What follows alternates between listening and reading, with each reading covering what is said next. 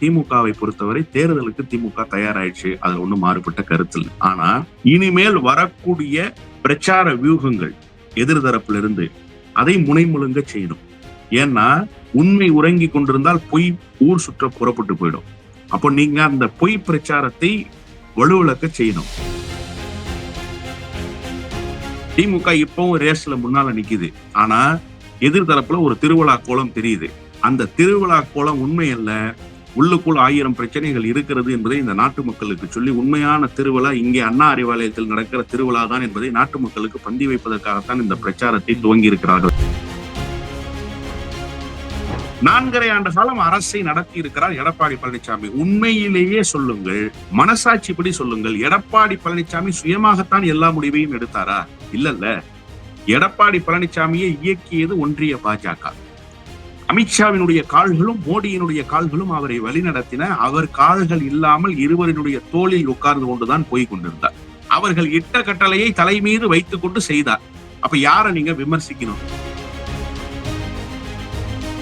ஆள் இல்லாத ரோட்ல உங்க பஸ் போயிட்டு இருந்த காட்சியை இப்பவும் நான் காணொளி வச்சிருக்கேன் பத்திரமா. தமிழ்நாட்டு முதலமைச்சரினுடைய பயணம் எப்படி இருக்கு பாருங்க. வீதிகளில் நடந்து போனால் மாநாடு, மேடை ஏறினால் பொதுக்கூட்டம், ஆயிரக்கணக்கான லட்சக்கணக்கான பெண்களும் மகளிர் அணியை சேர்ந்தவர்களும் வந்து நிக்கிறாங்களா இல்லையா? இதெல்லாம் திரட்டப்படுகிற கூட்டமா?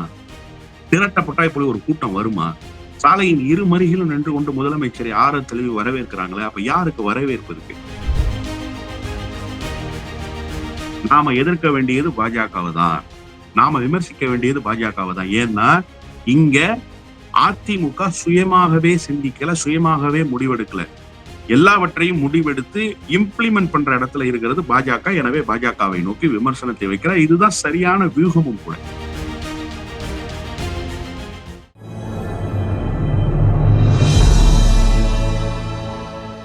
தமிழ் நியூஸ் நேயர்களுக்கு வணக்கம். இன்றைய நேர்காணலில் நம்மோடு இருந்திருப்பவர் திராவிட வெற்றி கழகத்தினுடைய முதன்மை செயலாளர் மரியாதைக்குரிய வல்லம் பஷீர் சார். சார் வணக்கம். வணக்கம். திராவிட முன்னேற்ற கழகம் தன்னுடைய இந்த தேர்தல் பிரச்சாரத்தை 234 தொகுதிகளிலும் தமிழ்நாட்டை தலைகுனிய விடமாட்டேன் என்ற அந்த தலைப்பின் கீழே பிப்ரவரி 1 முதல் 234 தொகுதிகளிலும் பிரச்சாரத்தை அறிவித்திருக்கிறார்கள். ஸோ அடுத்து அந்த பிப்ரவரி மாதம் மட்டுமே 5 மாநாடுகள் அறிவிக்கப்பட்டிருக்கின்றன. மார்ச் மாதம் 8ஆம் தேதி திராவிட முன்னேற்ற கழகத்தினுடைய மாநில மாநாடும் அறிவிக்கப்பட்டிருக்கிறத பார்க்கிறோம். ஸோ தேர்தல் பிரச்சார யுக்திகள், அவர்கள் எடுக்கக்கூடிய இந்த நேரேட்டிவ், இவைகள் எல்லாம் சீராகத்தான் இருக்கிறதா? மக்கள் மத்தியிலே இப்போ போறாங்க. ஏற்கனவே தொடர்ந்து பல பிரச்சாரங்கள் கேம்பெயின் எடுத்துட்டு போறாங்க. இப்போ நேரடியாக தேர்தல் களத்துக்கு போறாங்க. எப்படி இருக்க போகுதுன்னு பாக்குறீங்க? இல்ல, ஒரு 4.25 ஆண்டு காலம் சீரான அரசை நடத்தியதற்கு பிறகு இப்போது தேர்தல் களம் சூடுபிடிக்க துவங்கியதற்கு அடுத்த கட்டமாக இமீடியட் எஃபர்ட்னு சொல்றாங்கல்ல, தேர்தல் பிரச்சாரத்துக்கு நீங்க போயாக வேண்டிய கட்டாயம் இருக்கு. எல்லா கட்சிக்கும் எலெக்ஷன் ஃபீவர் இன்னைக்கு வந்திருக்கு. ஆனா திமுக எலெக்ஷன் ஒர்க்க 2 வருஷத்துக்கு முன்னாடியே பார்த்துட்டாங்க. நாம ஏற்கனவே தமிழ் நியூஸ்லயே பேசியிருக்கோம். BLA 2 எப்ப போட்டாங்க? 2 வருஷத்துக்கு முன்னாடி போட்டாங்க. அதற்கான பயிற்சி முகாம் எப்ப நடந்தது? 1.5 ஆண்டு காலத்துக்கு முன்பு நடந்தது. முதலமைச்சரே நேரடியாக போய் பாகமுகவர்களினுடைய பயிற்சி முகாமில் பங்கேற்று அவர்களுக்கு என்ன வியூகத்தை நாம் வகுக்க போகிறோம்ங்கிற வகுப்பெடுத்துட்டு வந்தார். அப்போ தேர்தலை எதிர்கொள்வதற்கு திமுக 100 விழுக்காடு தயாராயிடுச்சு. இப்ப என்னன்னா, நாங்க தயாரா இருக்கோம், நீங்க தயாரா இருங்கன்ற அறைகூவலை விடுப்பதற்குத்தான் இந்த பிரச்சார பயணத்தை பயன்படுத்துகிறது திமுக. எனவே திமுகவை பொறுத்தவரை தேர்தலுக்கு திமுக தயாராயிடுச்சு. அதுல ஒண்ணும் மாறுபட்ட கருத்து இல்லை. ஆனா இனிமேல் வரக்கூடிய பிரச்சார வியூகங்கள் எதிர்தரப்புல இருந்து அதை முனைமுழுங்க செய்யணும். ஏன்னா உண்மை உறங்கி கொண்டிருந்தால் பொய் ஊர் சுற்ற புறப்பட்டு போயிடும். அப்போ நீங்க அந்த பொய் பிரச்சாரத்தை வலுவிழக்க செய்யணும். அதற்கான வியூகங்களை வகுக்கணும். அரசு ஒரு திட்டத்தை நிறைவேற்றி இருக்குன்னா அது எந்த அளவுக்கு மக்களுக்கு பயன் தந்திருக்குன்னு சொல்லணும். ஏன்னா ஞாபக மறதி என்பது எல்லோருக்கும் வசதியான ஒன்று. அது எல்லாருக்கும் பயன்படும். அந்த ஞாபக மறதியை அந்த ஞாபக மறதிய நீங்க நினைவுபடுத்திக்கிட்டே இருக்கணும். அப்பதான் நீங்க லைம் லைட்ல இருக்க முடியும். இலவச பேருந்தை பெண்களுக்கு, மகளிருக்கு தந்தார் தமிழ்நாட்டு முதலமைச்சர் என்கிற செய்தி எவ்வளவு உண்மையோ அதை மீண்டும் தொடருவார் தமிழ்நாட்டினுடைய முதலமைச்சர் என்கிற செய்தி உண்மை. ஆனா நேற்றைக்கு பார்த்தா சமூக வலைதளத்துல அதிமுகவினுடைய ஐடி விங் சார்பில் ஆண்கள் பெண்கள் இலவசமாக பயணிக்க பேருந்தை அறிவித்திருக்கிற எடப்பாடி பழனிசாமின்னு வருது. எங்க அறிவிச்சிருக்காரு? எப்ப சார் அறிவிச்சாரு அவரு? தேர்தல் அறிக்கை வந்துருச்சா? அப்ப இது என்ன மாதிரியான பிரச்சாரம்? இப்ப இதையெல்லாம் நாட்டு மக்களுக்கு எடுத்து சொல்ல வேண்டிய கடமைப்பாடு திமுகவுக்கு இருக்கிறது. அதனால் திமுக அந்த வியூகத்தை வகுக்க தொடங்கிருச்சு அப்படின்னு தான் பாக்குறேன். ஒரு பக்கம் அணியை பலமாக கட்டணும், ஒரு ஓட்டு கூட சிதறிடக்கூடாது. இன்னொரு பக்கம் பொய் பிரச்சாரத்தை வலுவிழக்க செய்யணும். அதனால் திமுக அடுத்த கட்டத்துக்கு அந்த வேலைகளை செய்வதற்கு தயாராகிட்டார். திமுக எப்பவோ நரேஷன் செட் பண்ணிருச்சு சார். வெல்வோம் 200 படைப்போம் வரலாறுன்னு எப்ப சொன்னாரு? அவர் சொல்லி பல மாதங்கள் ஆயிப்போச்சு. அதுவே எலெக்ஷனுக்கு செட் பண்ண நரேஷன் தான். எனவே அதை நோக்கி நகருகிறது திமுக என்பதில் மாறுபட்ட கருத்து இல்ல. திமுக இப்பவும் ரேஸ்ல முன்னால நிக்குது. ஆனா எதிர்தரப்புல ஒரு திருவிழா கோலம் தெரியுது. அந்த திருவிழா கோலம் உண்மை அல்ல. உள்ளுக்குள் 1000 பிரச்சனைகள் இருக்கிறது என்பதை இந்த நாட்டு மக்களுக்கு சொல்லி உண்மையான திருவிழா இங்கே அண்ணா அறிவாலயத்தில் நடக்கிற திருவிழா தான் என்பதை நாட்டு மக்களுக்கு பந்தி வைப்பதற்காகத்தான் இந்த பிரச்சாரத்தை துவங்கி இருக்கிறார்கள் தான் நான் பாக்குறேன். முதலமைச்சர் பங்கு கொள்ளக்கூடிய ஒவ்வொரு நிகழ்ச்சிகளிலும் சரி, அரசு விழாவாகட்டும், எண்ணற்ற விழாக்கள் அனைத்திலும் பாஜக அரசை விமர்சனம் செய்வதில் ரொம்ப கூர்மையை காட்டுறாரு, ரொம்ப பிரதானப்படுத்துறாரு. அஇஅதிமுக செய்த துரோகங்கள் இவைகள் எல்லாம் செகண்டரியாவும் ரொம்ப ரொம்ப ரேரா தான் அந்த மாதிரி நம்ம பார்க்கிறோம். இந்த நேரட்டிவ் சரியா இருக்குமா? ஏன்னா சட்டமன்ற தேர்தல்னு வரும்போது இபிஎஸ் வேணுமா இல்ல ஸ்டாலின் அவர்கள் வேணுமா அப்படின்ற ஒரு இதுதானே.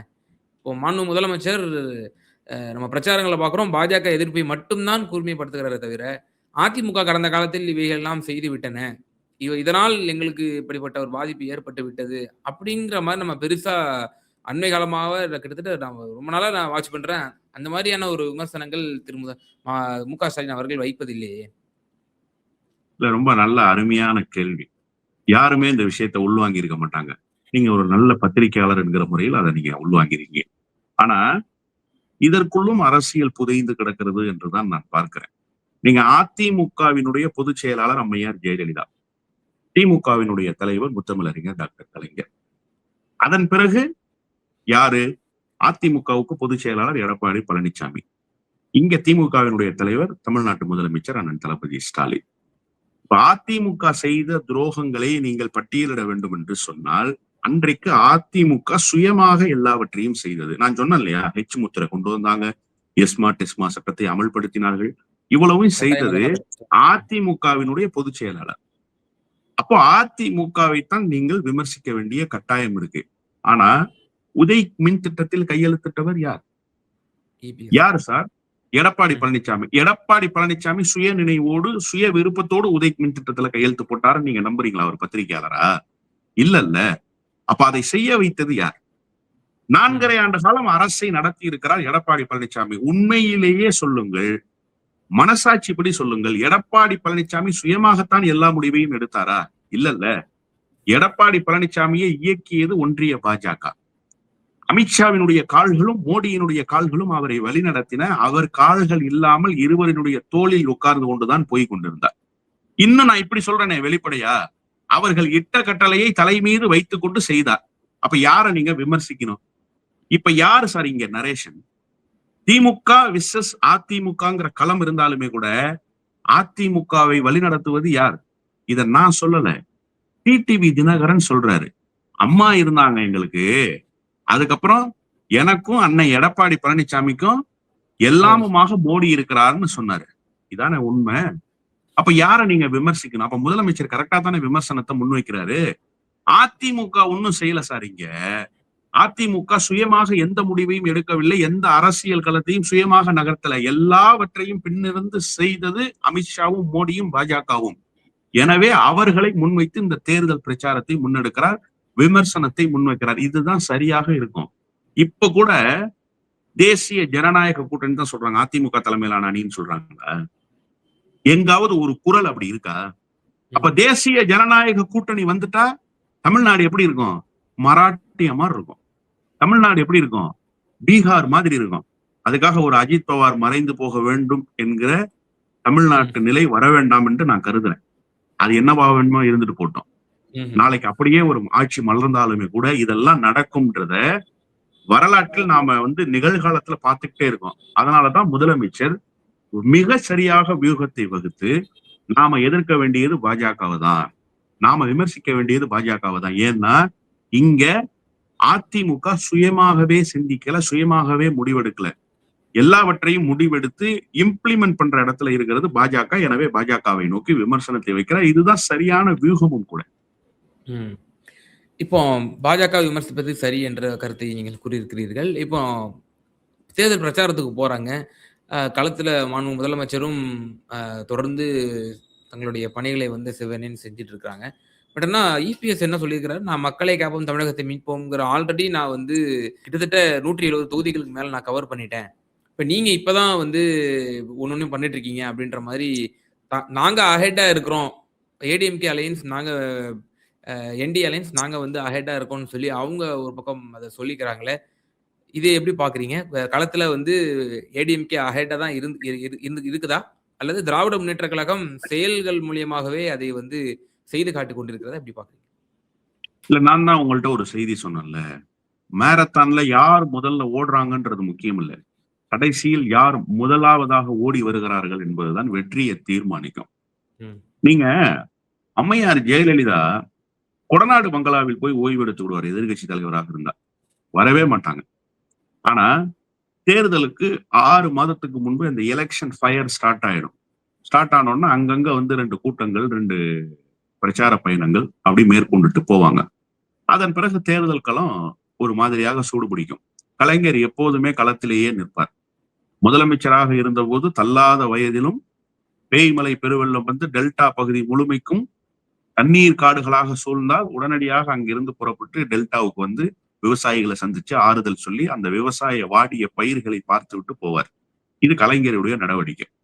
இப்ப தமிழ்நாட்டினுடைய முதலமைச்சர் ஒரு நாள் பொழுதை கூட வீணாக்காமல் காலையில் ஒரு பயணம், மாலையில் ஒரு பயணம், இப்படித்தான் தினந்தோறும் அவருடைய பயண திட்டங்கள் அமைஞ்சு. எங்கேயாவது ஒரு இடத்துல காணொலி காட்சி மூலமாக இந்த திட்டத்தை தொடங்கிட்டாரு முதலமைச்சரு, இந்த இடத்துக்கு வரலன்னு நீங்க சொல்ல முடியுமா? சொல்ல முடியாது. எடப்பாடி பழனிசாமி இந்த 6 மாதத்துக்கு முன்பு எங்க சார் போனார்?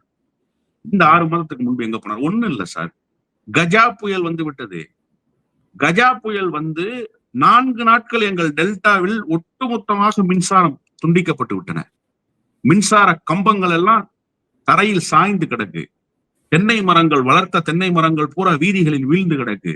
வீட்டை விட்டு வெளியில வர முடியல, குடிக்க தண்ணீர் இல்ல, உண்ண உணவு இல்ல. தமிழ்நாட்டுக்கு சோறு போட்டவன் சார் தஞ்சாவூர்காரன், சாப்பிட சாப்பாடு இல்ல சார். 4 நாட்களாக முதலமைச்சர் எங்க சார் போனாரு? சேலத்துல உட்கார்ந்து கொண்டு பத்திரிகையாளர்களை சந்திச்சார் சார். பத்திரிகையாளர்களை சந்திச்சு ஏற்கனவே திட்டமிடப்பட்ட நிகழ்ச்சிகள் இருக்கிற காரணத்தால் ஒத்தி வைக்க முடியவில்லை, இந்த தேதியை குறிப்பிட்டு நான் போக போறேன்னு சொன்னாரு. இப்ப தமிழ்நாட்டுல அப்படி ஒரு முதலமைச்சரை நீங்க பாக்குறீங்களா? அப்படி ஒரு அரசு நிர்வாகத்தை நீங்க பாக்குறீங்களா? நெல்லு முளைச்சு போச்சுன்னு சொன்ன உடனே 48 மணி நேரத்திற்குள் துணை முதலமைச்சர் நெல் சேமிக்கப்பட்டிருக்கிற நெல் சேமிப்பு கிடங்குகள்ல போய் ஆய்வு நடத்துறாரு.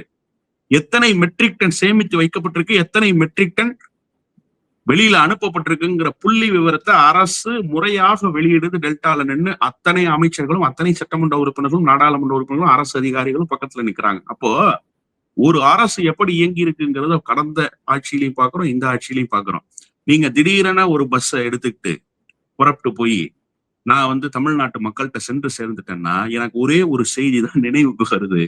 ஆள் பிடித்து அழைத்து எடப்பாடி பழனிசாமியினுடைய கூட்டத்தை திரட்டினார்களா இல்லையா என்பதை எடப்பாடி பழனிசாமி சொல்லட்டும். கொங்கு பகுதியினுடைய நாயகன் அவர்தான். கரும்பு தேசத்து இரும்பு மனிதர். யார் சொன்னா? இதெல்லாம் அதிமுக காரங்க சொன்னது. நீங்க குன்னூர்ல தானே தொடங்குனீங்க, கொங்கு பகுதியினுடைய நுழைவு வாயில் தானே. என்ன கூட்டம் உங்களுக்கு வந்துச்சு? ஆள் இல்லாத ரோட்ல உங்க பஸ் போயிட்டு இருந்த காட்சியை இப்பவும் நான் காணொலி வச்சிருக்கேன் பத்திரமா. தேவைப்பட்டா சொல்லுங்க, நான் உங்களுக்கு அனுப்பிச்சு வைக்கிறேன். அப்போ எடப்பாடி பழனிசாமியினுடைய பிரச்சாரம் எப்படி இருந்தது? அதை ஒரு பக்கம் விட்டுருங்க. தமிழ்நாட்டு முதலமைச்சரினுடைய பயணம் எப்படி இருக்கு பாருங்க. வீதிகளில் நடந்து போனால் மாநாடு, மேடை ஏறினால் பொதுக்கூட்டம், ஆயிரக்கணக்கான லட்சக்கணக்கான பெண்களும் மகளிர் அணியை சேர்ந்தவர்களும் நிக்கிறாங்களா இல்லையா வீதியில? இதெல்லாம் திரட்டப்படுகிற கூட்டமா? திரட்டப்பட்டா இப்படி ஒரு கூட்டம் வருமா? அப்ப இயல்பாக கூடுகிற கூட்டம் எப்படிப்பட்ட கூட்டமாக கூடுது? சாலையின் இரு மருகிலும் நின்று கொண்டு முதலமைச்சரை ஆற தழுவி வரவேற்கிறாங்களே, அப்ப யாருக்கு வரவேற்பு இருக்கு? இன்னொன்று, நீங்க களத்துல என்ன பேசியிருக்கீங்கன்னு மக்கள் பார்ப்பாங்கல்ல. நீங்க என்னவாக வெளிப்பட்டிருப்பீங்கன்னு பார்ப்பாங்கல்ல. நீங்க இந்த மக்களை சந்திப்பதற்கு போனீங்களா? இல்ல அதிமுக என்கிட்ட தான் இருக்குன்னு காட்டுறதுக்கு போனீங்களா? எதுக்காக ம். நீங்க போனீங்க? திமுக என்கிட்ட தான் இருக்குன்னு காட்டுறதுக்கா முதலமைச்சர் இந்த வேலையை செஞ்சுட்டு இருக்காரு? அது இல்ல. உங்களுக்கு உங்களுடைய நாற்காலியை தக்க வைத்துக் கொள்வதே பெரிய சவாலா இருக்கு. இங்க அரசை ஒன்றிய அரசினுடைய உதவி இல்லாமல் நடத்துவது பெரிய சவாலா இருக்கு. அப்ப 2 தலைவர்களுக்கு இடையிலான வேறுபாடு இருக்குல்ல. இத தமிழ்நாட்டு மக்கள் பார்க்கிறாங்க. அதனால எடப்பாடி பழனிசாமியினுடைய பயணம் பயன் தராது. அது பயன் தரவில்லை என்பதை தேர்தல் முடிவு அறிவிக்கப்படுகிற நாள் உணர்த்தும். இறுதியான ஒரே ஒரு கேள்வி. ஒரு ஆங்கில தனியார் ஊடகம் எல்லா தலைவர்களையும் தங்களுடைய அரங்கத்திற்கு வரவழைத்து பேட்டி காண்பிருக்கிறார்கள். ஆனால் தமிழக வெற்றி கழகத்தினுடைய தலைவர் திரு விஜய் அவர்களை மட்டும் அவரது இல்லத்திற்கே சென்று நேர்காணல் எடுத்தாங்களா? கேமரால அது வந்து ஷூட் ஆச்சா? என்ன ஏதுன்னே தெரியல. இன்டர்வியூ எடுக்க போன நெறியாளர்கள் அந்த என்னென்னலாம் நாங்க வந்து விஜய்ட்ட கேட்டோம்னு சொல்லி வெளியே வந்து சொல்லிட்டு இருக்கிறாங்க. இது தமிழகம்னு இல்ல. இந்திய வரலாற்றிலேயே ஒரு புதிய ஒரு நேர்காணல், ஒரு புதிய ஒரு ஒரு புதினமா இருந்துச்சு. இது எப்படி பார்க்குறீங்க? எல்லாரும் களத்துல இப்படி எப்படி எப்படி மக்கள் மத்தியில சந்திக்க போறாங்க? எத சொல்லி வாக்கு கேட்க போறாங்கன்னு சொல்லி நம்ம பேசிட்டு இருக்கோம். இந்த சம்பவம் இன்னைக்கு அரங்கேறி இருக்கிறது. எப்படி பார்க்குறீங்க? அதாவது தன்னுடைய கூட்டத்துக்கு வந்து உயிரை மாய்த்துக் கொண்ட, உயிரை விட்ட அந்த குடும்பங்களுக்கு ஆறுதல் சொல்ல வேண்டும் என்றாலே, அவர்களை தன்னுடைய இடத்துக்கு வரச் சொல்லித்தான் ஆறுதல் சொல்வார். மழை கொட்டி தீர்த்து விட்டது, அவர்களுக்கு நிவாரணம் கொடுக்க வேண்டும் என்று சொன்னாலே, தன்னுடைய வீட்டுக்கு வாருங்கள் நிவாரணம் தருகிறேன் என்று சொல்வார். அப்ப என்ன ஆங்கில ஊடகம் மட்டும் என்ன வானத்திலிருந்து குதிச்சு வந்துச்சா? நான் பாதிக்கப்பட்டவனே வீட்டுக்கு வந்தா ஆறுதல் சொல்றேன்னு சொல்லுவேன். நீங்க என்னய்யா ஊடகம்னு சொன்னா உங்க அரங்கத்துக்கு நான் வந்துருவேனா? அப்படிங்கிற அந்த தொனியில் தான் இப்போதும் விஜயை போய் சந்திச்சிருக்காங்க. இப்ப எனக்கு இருக்கிற ஒரு $1,000,000 கொஸ்டின் என்ன அப்படின்னா, விஜயை போய் சந்திச்சதெல்லாம் தப்பு இல்ல. விஜய வீட்டுல போய் சந்திக்கலாம். அவர் வெளியில வர முடியாது. அவரே சொல்லியிருக்காரு. வெளியில வந்தா லட்சக்கணக்கானோர், ஆயிரக்கணக்கானவர்கள் கூடுவாங்க. கூட்ட நெரிசல் ஏற்படும். அதனால அந்த ம். நெரிசலை தவிர்ப்பதற்காக விஜய் போய் செஞ்சாங்க. விஜய்ட்ட என்ன கேட்டாங்கன்னு இவங்க சொல்றாங்களே தவிர, விஜய் சொன்னதை இவங்க சொல்லலையே. நீங்க காட்டணும்ல. கேமரா இருக்குல்ல. ரெக்கார்டிங் இப்ப நீங்க என்கிட்ட நேர்காணல் கேட்கிறீங்க. நான் பேசுறத இப்ப போட்டு காட்டுவீங்களா? இல்ல வல்லம் பஷீரிடம் இந்த கேள்விகள் எல்லாம் கேட்டேன். இதற்கு இவர் இந்த பதிலை எல்லாம் சொன்னார்ன்னு நீங்க உங்க சேனல்ல போடுவீங்களா? ஏன் நேர்காணல தானே சார் மீடியா போடணும். அப்படிதான் பப்ளிஷ் இப்ப பண்ண போறாங்க. விஜயினுடைய அப்ப விஜயினுடைய நேர்காணல தானே நீங்க போடணும். ம். விஜய்ட்ட கேள்வி கேட்டோம். விஜய் பதில் சொன்னா சொன்னது விஜயினுடைய பதில் தான் என்று எனக்கு எப்படி தெரியும்? அப்போ ஒரு ம். ஊடகத்தை எப்படி அணுகி இருக்கிறார் விஜய் என்று சொன்னால், வெறும் படம் எடுத்துக் கொள்வதற்கு மட்டுமாகத்தான் அந்த சந்திப்பு அரங்கேறி இருக்கிறது. அங்க எந்த கேள்விகளும் கேட்கப்படல. கேள்விகள் கேட்டா அவருக்கு பதில் சொல்ல தெரியாது. அதனால அவர் இடத்துல கேள்விகளை கேட்டிருக்க மாட்டார்கள். அனுமதியே எப்படி கொடுத்திருப்பாங்கன்னா, 5 நிமிஷம் தளபதியை பார்க்கலாம், போட்டோ எடுக்கலாம். இதுக்கு தான் அனுமதி கொடுத்திருப்பாங்க. ஓ! அப்படிப்பட்ட சந்திப்பாகத்தான் அந்த சந்திப்பு நடந்திருப்பதற்கு 100 விழுக்காடு வாய்ப்பு இருக்கிறது. அவருக்கு வந்து ஸ்கிரிப்ட் இல்லாம பேச முடியாது சார். ஓகே. அப்படியே ஸ்கிரிப்ட் இல்லாம பேசணும்னாலும், அவர் பேசினதெல்லாம் வெளியில சொல்ல முடியாது. அவருக்கு தமிழ்நாட்டுல என்ன நடக்குதுன்னே தெரியாது. அவருக்கு தமிழ்நாட்டு அரசியல் எந்த திசையில போகுதுன்றதே தெரியாது. அப்படிப்பட்ட ஒருவராக இருக்கிற நீங்க யோசிச்சு பாருங்களேன். நான் ஒரே ஒரு கேள்வி மட்டும் தான் இந்த நேரத்துல கேட்கணும்னு விரும்புறேன். ஒரு பூட்டிய அறைக்குள்ள குளிர்சாதன வசதியோடு 60 நாட்கள் ஒரு மனிதனால் எந்த இடத்துக்கும் நகராமல் உட்கார்ந்திருக்க முடியும். உங்களால உட்கார முடியுமா? இல்ல வேறு எவராவது உட்கார முடியுமா? மனநலம் பாதிக்கப்பட்டவன் கூட உட்கார முடியாது சார். அப்போ ஒரு மனிதன் 60 நாட்களாக ஒரு பூட்டிய அறைக்குள்ளேயே உட்கார்ந்து இருந்தார்ன்னு சொன்னா, அவர் எப்படிப்பட்ட நபராக இருப்பார்? அவர் எப்படிப்பட்ட மனம் படைத்தவராக இருப்பார்? அந்த நபர் யாருன்னா விஜய் தான். அப்ப அந்த விஜய் எப்படி பத்திரிகையாளர்களை சந்தித்து பேசி இருப்பார்? பத்திரிகையாளர்களிடத்திலே அவர் ஒரு இன்டராக்ஷன்ல இருந்தாருன்றது எப்படி நம்ப முடியும்? எனவே அப்படிப்பட்ட ஒரு சந்திப்பு வெறும் சம்பிரதாய சந்திப்பாகத்தான், படம் எடுத்துக் கொள்கிற சந்திப்பாகத்தான் இருந்திருக்கும்.